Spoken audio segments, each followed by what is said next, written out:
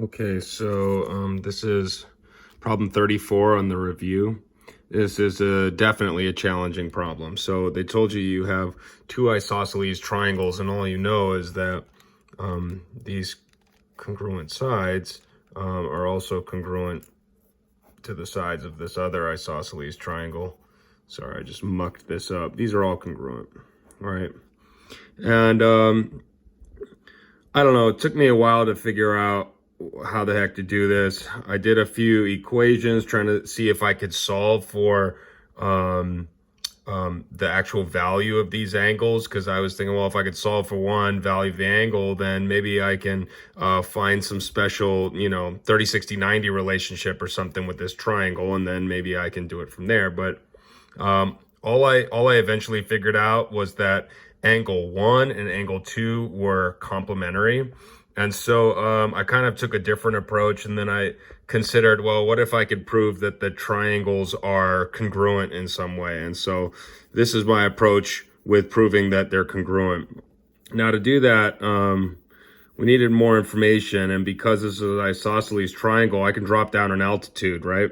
And so if I drop down an altitude, that altitude, because it's isosceles, divides this triangle into two congruent triangles, divides this triangle into two congruent triangles. And so all I really have to do is prove that one of these triangles here is congruent to this triangle, this shaded triangle congruent to this one. If I could do that, then really essentially I prove that this entire triangle is congruent to this entire triangle. And if they're congruent, then their areas are equal.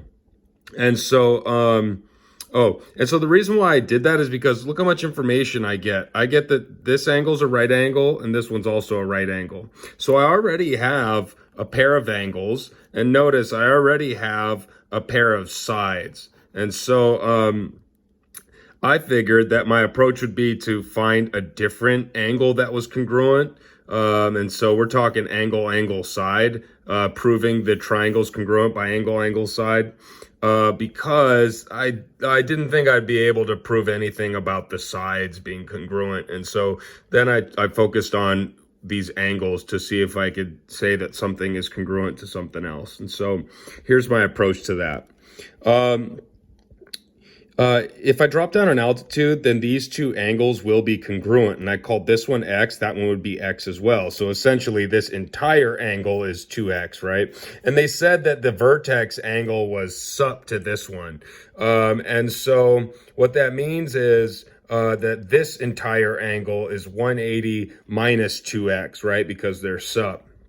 And so, let's see. So what I did with this one was, well, I know that angle 1 plus x plus 90 equals 180 because this is a triangle.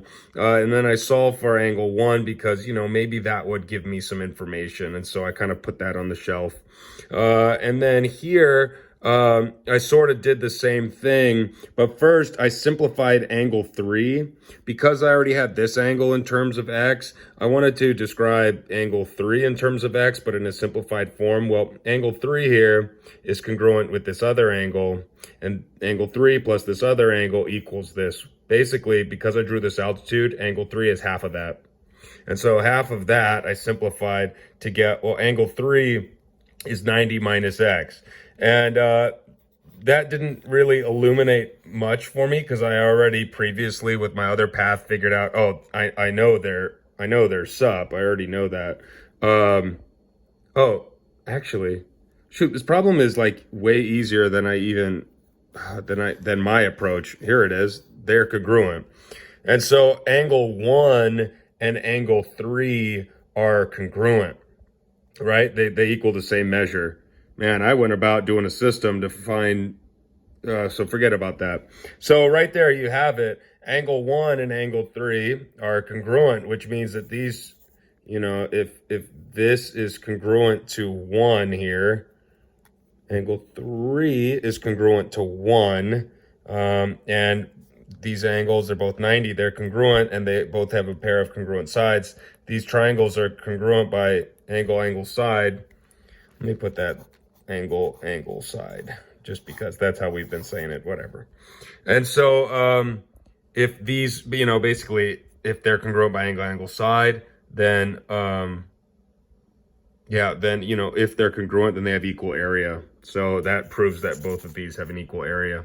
All right, so the next problem was, which one was that? 38. Now, I know that somebody asked about problem 44, but honestly, let's just skip that problem. I think it's a silly problem. What percentage of the honeycomb is made of wax? They didn't really give us much information. I mean, I don't know too much about honeycombs. Is there honey inside of here? And then is the rest of that wax around there? I don't know. Let's throw that problem out. Forget about it. But 38. Yeah, 38 was very challenging as well. So 38. Shoot, let's see. What was my approach here? They asked me to find ratios of areas. And so I'm already thinking, well, what is similar, right? They gave me that FE is FE to ED is 1 to 5. And so I just threw a variable on there. This would be X, this would be 5X. And they gave me that AB and BC were 1 to 1. So I just threw a variable on there. Both of these are Y. Obviously, it's not to scale. And then I noticed these two triangles, and I noticed that they were similar. And so I figured I might be able to do something with that. And the way that I figured that I should call this H1 and this H2 is because I already set up what I was looking for. I'm looking for the area of this region 1 over the area of the parallelogram. Well, the area of the region 1 is 1/2 the base here times the height, H2. And I saw that if I could draw the height right here, then I'll have a piece of the height for this one triangle, and then I'll have the height of the entire parallelogram, because the area for the parallelogram is, you know, X plus 5X. It's 6X times this other height, right? And so I kind of went about like trying to figure out a system.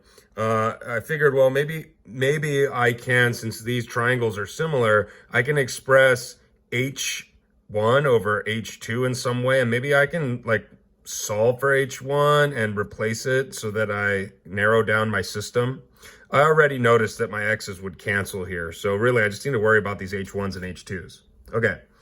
So because these triangles are similar, and maybe you're asking, well, why are they similar? Well, these are vertical angles. Vertical angles are congruent. And since this is a parallelogram, opposite alternate interior angles are congruent. And so angle, these two are similar.